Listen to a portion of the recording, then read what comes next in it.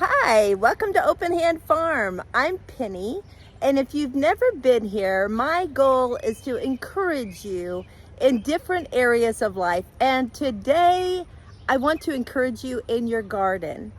I started a project over a month ago. I showed my food forest, the place where I have most of my perennials, my fruit trees, berries, stuff like that. And I have been fighting ever since I started this garden, Bermuda grass. I know some of you know what I mean out there. And this year, I figured out what my solution was, even though it was not easy to take care of. But I'm really glad I did it. Let me show you what I usually do with Bermuda grass. This area right here with my tomatoes has Bermuda grass growing into it. If you're not familiar with Bermuda grass, it is a grass that grows in rhizomes under the ground and comes up wherever it wants to. Let me see if I can pull some up here for you. Yes. So this is what Bermuda grass does. It grows like this, and then these little shoots come up. Some of them are roots and some of them make grass. Sorry, my chickens are really loud today. What's the matter, girls? My answer for Bermuda grass has been to lay down cardboard and put mulch on top of it. Now, as you can tell, it's wanting to grow out of there. It doesn't want to stay under there. So it seeks the edge of the cardboard, finds the light, and comes up. So that's not the best plan in the world. In my food forest, I started this same process 4 years ago. And I covered it and covered it and covered it. And what I found out was that it didn't matter. It found its way out. So let me show you what my food forest looked like before I did all the work that I did. I knew that the first thing I would have to do is to take all of the wood chips and cardboard off that was visible to me. We had put this cardboard down and we didn't have enough wood chips to completely cover it, but I needed to start trying to block it, which you can tell did not work. Look at all of that came out from under the board. That's crazy. And then under the board, you can't really see it very well. That area was just covered in roots. Now this already had grass growing in it, and I couldn't just pick it up with the cardboard because the cardboard had already decomposed quite a bit. So I went ahead and just tried to rake up what I could without taking extra roots with it. I ended up using these wood chips around the okra. We had put some compost down to plant those in, and it was really dry. It wasn't like the other compost we had had that stayed kind of nice and rich looking. So I wanted to give it a good covering to hold moisture better. And it worked out very nicely. I think I had just enough to cover that whole area. I also needed to make sure I got all the extra roots out. So then I had all the cardboard I had picked up, and I'm always looking for brown items to put in my compost. So this was perfect because some of them had even started decomposing. Like I said, they were falling apart on me when I would try to pick them up. So that was awesome to have.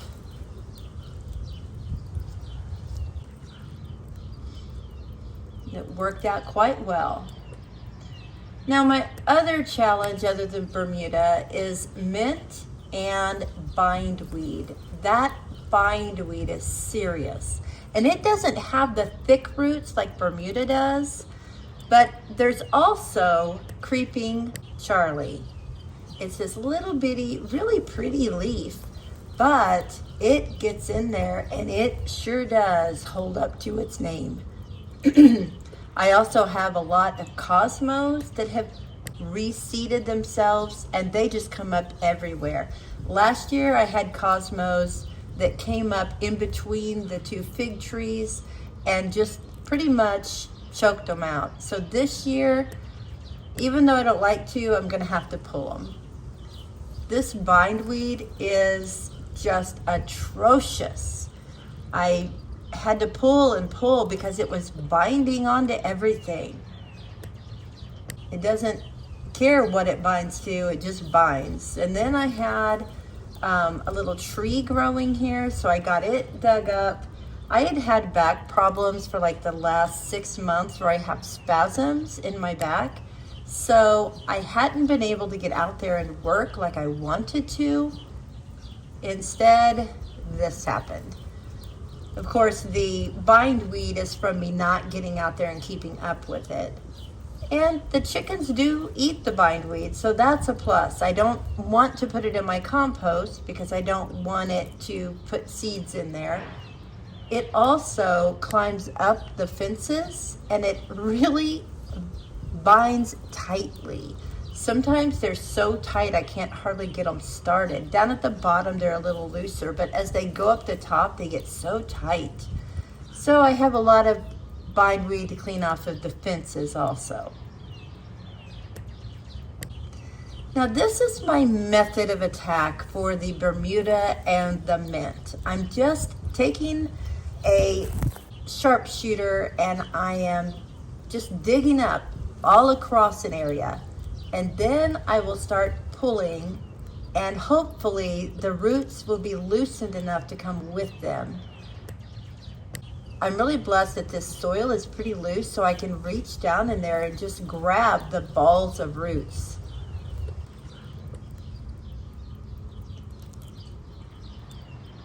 For some reason, I can't do this to the bindweed very well. It's just got such a tiny little root and base that it breaks off almost every time. But I was able to get a lot of the mint, and the mint has an underground rhizome also that grows, just takes off, and then it grows the mint up from it. I kept moving the soil back and forth to look for roots. This is such a nice soil. Now this area is the worst. It's around the blackberries and the, let's see, it would be northeast corner of the garden. And it is just totally out of control. It is solid Bermuda grass. So I'm starting with the thinner part, kind of digging into that and leading into the thicker sections. And again, looking for those root balls to get as many roots out as possible. I'm putting these all in a tub because the chickens will also eat the green off of these and just leave the roots behind. And then they dry up and I can get rid of them. Look how tidy this is now. There's still a few things in there, but for the most part, this is so much better. And I am so blessed with good friends. I had a friend call me and say, what if me and some of my kids come over and help you? We could give you an hour of time. I was like, oh my goodness. So between the 6 of us, we got almost all of the Bermuda grass just pulled out, which was the hardest part. Then it looked amazing. I was so ecstatic. Caleb was like, I don't want to leave yet. I feel bad because we're not done. Let me remind you, this is what it looked like. And this is what it looks like now. But we did find some more of these really thick root areas. So even though the main grass was gone, I had to go back through and re-dig and look for roots. Now this is where it was under that cardboard. So this tells me cardboard is not a good plan because it just keeps trying to grow. So it grows more and more roots to try to get out from under the cardboard. I did get them all, but I had to really shovel and dig it. Now, 2 weeks after the initial clean out, I went in and was like, okay, let me see what I've got here. Well, there was still quite a bit, but it was manageable. I went ahead and just started with my same method of taking the sharpshooter, digging down, finding the roots, and pulling them out. You can see kind of lines. So I don't know if I missed some lines or what, but I definitely was able to get the bulk of those out. And of course, a lot of that is bindweed also. Now this corner we didn't get to when my friend was here. That's the northeast corner with the big comfrey in the middle of it. So I cut back all the comfrey so that I could just start working and pulling and shoveling the Bermuda grass. So then I got that corner worked on, and then I went back to just cleaning up the areas that had previously been cleaned and trying to get as much root out as possible. That's a good one. And really, they came out easier, I think, because there were fewer roots for them to attach to. And again, digging through the dirt to make sure I got it all. 1 week after that, I decided it was time to attack the perimeter of the garden, which meant get all of that bindweed off of the fence, get the creeping Charlie out that was coming from outside the fence. So I tried to make a little barrier of about 5 inches from the fence to the start of the grass in most areas. So I got these perimeters done pretty well, and now I had the front gate area. This won't be too bad. It's just grasses, and I can pull those out, no problem. But then, as we keep going, we're getting closer to that northeast corner. We have full-on Bermuda grass. If I don't pull it out of this, then it's just gonna keep going.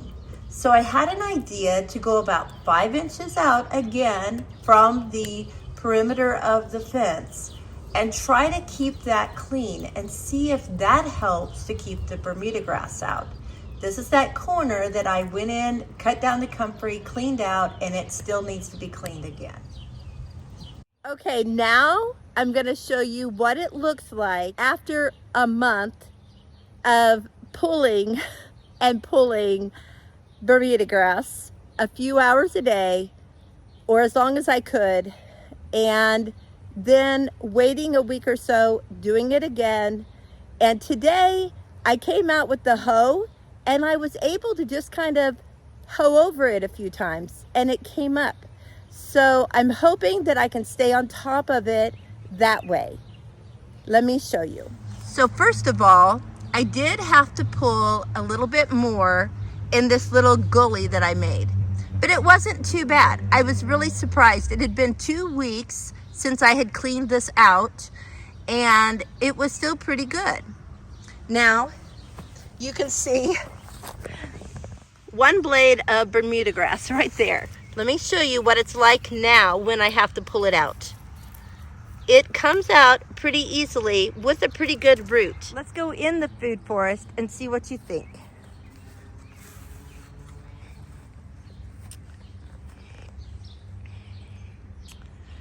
Oh my goodness, you guys. Of course, I didn't really have Bermuda grass in here, but I did have bindweed. Lots and lots of bindweed that was growing on the fences and just outside the fence. I did have to pull a couple of vines off of the fence today, but it wasn't bad. But look how clean and tidy it looks now. Oh, let me show you here. This is what I'm talking about. This weed right here that will grow and wind itself around my plants. What I have been able to do today is just take my hoe and loosen these. And if they were really long like this, I would just pick them up and take care of them. I wouldn't leave them laying. But if they were small, I just leave them laying because the sun will dry them up and take care of them. So let me show you here. Oh my goodness. And of course the mint was another issue, and I just pulled a whole bunch up. I didn't want to pull it all up though, but now I can use the hoe and just kind of determine where I want to have mint and where I don't want to have mint. The bindweed and the Bermuda grass is still somewhat growing out from underneath the edges of these boxes, but I'm hoping that because I have broken roots outside the box, it will eventually stop growing from under the box too. The worst of the Bermuda grass was back here in this back corner over here. That was the last corner I did. It was horrible. All around these trees, it was really bad too. And in the blackberries, which it actually kind of stunted my blackberries this year. Either that or when we were pulling, we might have messed up some of the roots, which is understandable, but I will live with fewer blackberries to get that Bermuda grass out. They look so clean and tidy now. I came in today and I was like, oh, there's a piece of cardboard. So I left it for right now. I will be pulling it up, but I was afraid there might be roots underneath it, so I just left it for a minute. And I will get that out of here so that it doesn't look like an eyesore. But you'll see a little bit still right here. I missed that. But again, let's just pull it out, and some of it will bring roots. There's lots of roots in that dirt, and some of it will just break off. But you know what? I can deal with this. Let me show you what the soil is like. It is beautiful. It's so loose and nice and so much life in it. So I want to be able to plant in this soil. And now I feel like I can. This soil has come from 4 years of mulching and breaking down. I have a tiny little bit mint there. I'm gonna let it come up because I could stand a little bit of mint in this area. Now right here, again, I have some grass coming out from under this box. And that's where my biggest problem is at this point, because I can't move the box and get under there. But it seems to be doing, see how that one just pulled up? I love that. And here's one. So we'll just keep working on all of these that are coming out from under the boxes. And this corner was so horrible with all of the fig trees. And the bindweed was actually tied around a lot of the fig stems. And so now they're actually setting on figs. They're not all strangled out anymore. I see one down in there. Let me show you. So see this? It's strangling it. So I pull it loose, but then I also have to get it down at ground level. So I got it. And then this fig is smaller, but it too is setting fruit. So that makes me very happy. That's got several fruit on it there, getting bigger and bigger. And I'm allowing a little bit of mint right there. If it gets out of control, I'll just pull it. And I took all of the extra coreopsis out. Last year, this was solid coreopsis, and it really hindered the growth of the figs also. Now, I have very controlled, pretty yellow flowers, but they're not taking over. The okra is doing well. Over here we have our basil, parsley, and dill. These are snapdragons, and they come back every year. I do not plant them. This corner, nice and tidy. Have some dill coming up voluntarily, like that. Here's the teepee. Let me step back so you can see the whole thing. So here's the teepee. The sunflowers are growing really large by it. And some of them are small. The beans aren't growing as prolifically as I had hoped they would, but part of the problem is they are growing on the sunflowers instead of on the teepee. But Genesee loves it anyway. She loves to come out and look at the beans. We have a few really big ones here. We haven't been out in a couple days, and I hate to pick them without her. This bean has a nice little runner on it. I'll kind of stick around here so it'll continue to grow on the teepee. We're back over to the other cosmos, and we have some calendulas that also just come back every year. Got one over here too. And I just can't believe how tidy and lovely this is. So now I want to plant some things in here. I have a spot over here where I had beets, and I went ahead and put some soil down that Mark had dug out of the greenhouse area that he's working on. And I think I'm gonna move a couple of peppers over here that he had planted, and they've been kind of covered up by the squash plants. So I need to get them in the sunlight so that they'll actually grow. I wanna show you this plant. I love this plant. It is, I believe I planted it as Agastacia, yet I have another Agastacia plant and it doesn't look like this. So I don't know if seeds got mixed up or what, but this is so pretty with the purple and orange and pink on all the same stem, and it smells like root beer. So if you know what this is, other than Agastacia, please let me know. The soil is so lovely over here. I'm thinking about planting some carrots so that they'll be kind of shaded and not get too hot in the sun, and see how they do. I also could plant some over here somewhere because that's all kind of open, and I could do a little spot there, or maybe put some lettuces over here and put carrots over here. We'll see what I come up with. I am planning on planting my fall garden very soon.